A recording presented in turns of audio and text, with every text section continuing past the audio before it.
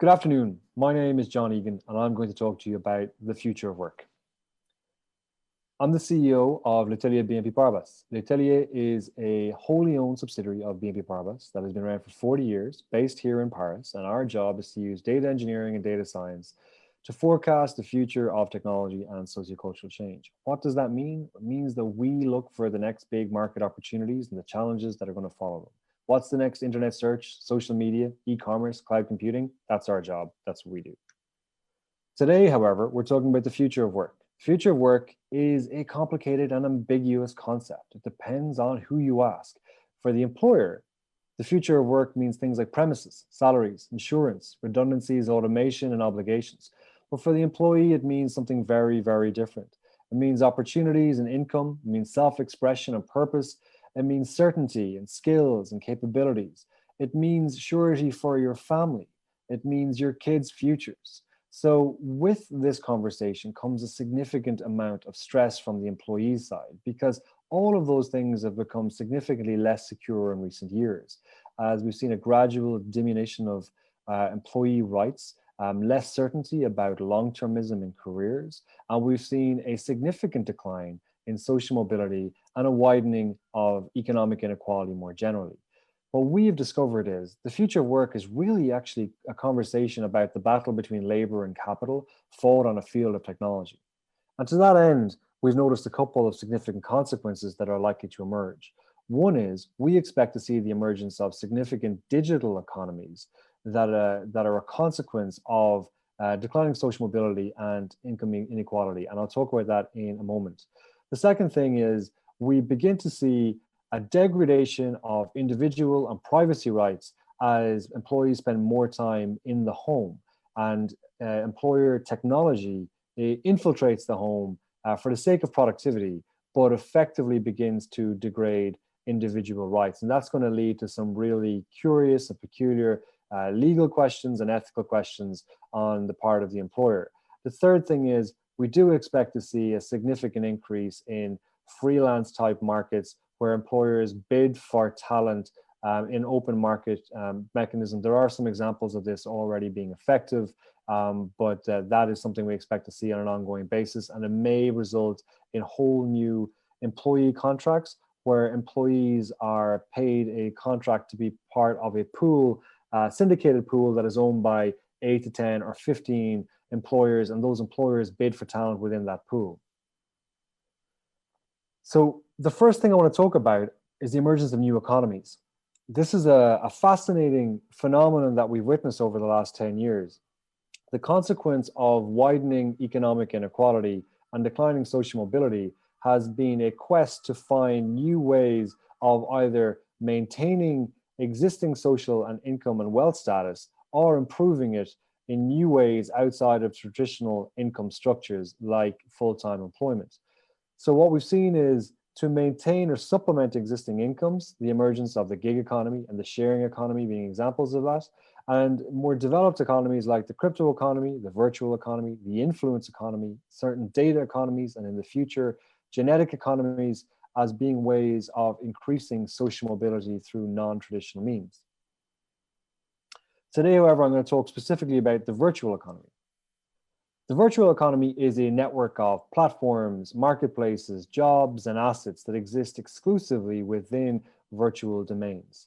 So that is not to say this is e-commerce, or this is being on Google, or having a social media business. This is talking about the platforms that exist exclusively online, what some people refer to as the metaverse. The virtual economy is the economic infrastructure of the metaverse.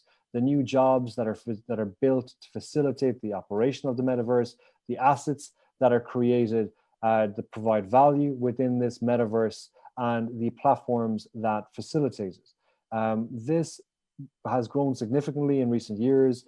The top 10 digital platforms of this type have over 5.4 billion accounts.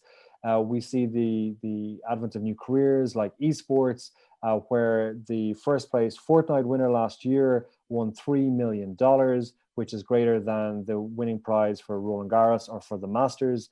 We see Twitch streamers and YouTube streamers generating significant incomes in excess of the $2 million mark. We've tracked 56 new careers in the virtual economy, and we've seen $100 million in trade in NFTs. NFTs are non-fungible tokens, an Ethereum protocol that allows for the creation of virtual assets that are unique. So quickly on growth, we've seen significant growth over the last couple of years. We expect this to spike and to continue to trend upwards. The figure for 2021 is a figure that was generated prior to the pandemic. The activity through the pandemic is likely to see this figure rise quite significantly. Similarly with Ethereum contracts, which are the proxy through which we consider NFTs and the expansion or the generation of virtual assets, we're seeing significantly more virtual assets being created. These virtual assets can be used autonomously, independently, can also be used in games. In the future, these sorts of virtual assets will be used for things like personal data. They'll also be used for augmented reality and mixed reality assets that integrate with the world around us as well. Decentraland is a virtual city. You may not have heard of it, but it is a space where avatars can go and live, and it has a speculative contingent of investors. The original auction for a property in this city generated $28 million in sales. Since its launch, it's generated an additional $16.8 million, and that has increased actually quite a lot over the last couple of months, but $17 million approximately in cumulative trade transaction over the last number of months as people speculate on virtual property. This is not the only proposition of this sort. There are others just like it. We begin to see the emergence of new career types. Now, some of these new career types are to facilitate the pursuit of new desires, new objectives, new goals for people who fall outside of the traditional university to full-time employment bracket. But some of these jobs pay a significant amount of money. So for instance, esports and streamers, you can see here, the upper band of these career paths pay for a lot of money, and these people become genuine celebrities. In doing so, they tend to mitigate some of the social mobility barriers that they may have encountered otherwise. But there are quite a few other jobs that pay more typical salaries and last longer. Second Life, for instance, is a platform that has long facilitated new businesses and new careers within the platform that generate real currency. There are many companies that run wholly from the revenue they generate within Second Life and pay their employees from doing so. We have also seen the introduction of a world full of global brands into the virtual economy. It is a space that's caught people's attention. It is no longer emerging, it has arrived. But the curious thing about it is these brands now need to generate new skills within their own organizations in order to interact with the virtual economy. And what I mean by that is, take for instance, a fashion brand. So a fashion brand needs to find a designer who cannot just design for a catwalk, but maybe somebody who can design for Fortnite. So couture within gaming or within digital platforms looks very, very different to what couture looks like in the real world. So it needs a whole new set of skills. There's a whole new set of opportunities, and over time, our expectation is that these new skills will begin, or these new virtual products will begin to influence the real world products as well. So that's a quick insight into the virtual economy and the whole array of new careers and jobs and wealth that has been generated within this space.